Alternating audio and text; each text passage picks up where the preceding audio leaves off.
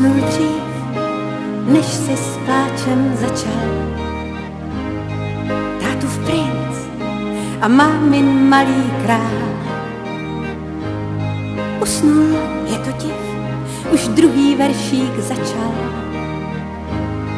Dneska měl v plánu být ještě admirál.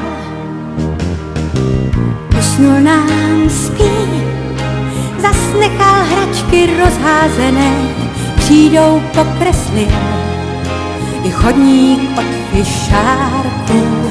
Usnul nám spí a kolínko má natlučené. Večer, když jsem jel, tak s mámou vedl válku.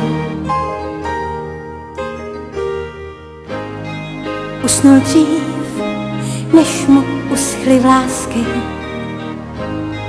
Zmeškal vám i schůzku s pohádkou. Může klidně spát, vždyť narodil se z lásky.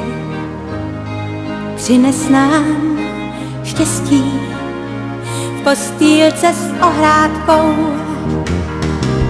Podívej, spí a v dlani svírá desetníček, co mu strýček dal, že krmil v zimě ptáčky. Podívej, spí a tvář má jako andělíček, i když nasypal nám na zem připínáčky. Podívej, spí, už ve snách letí za pohádkou, věří v bezpečí, ta něžná dětská ústa.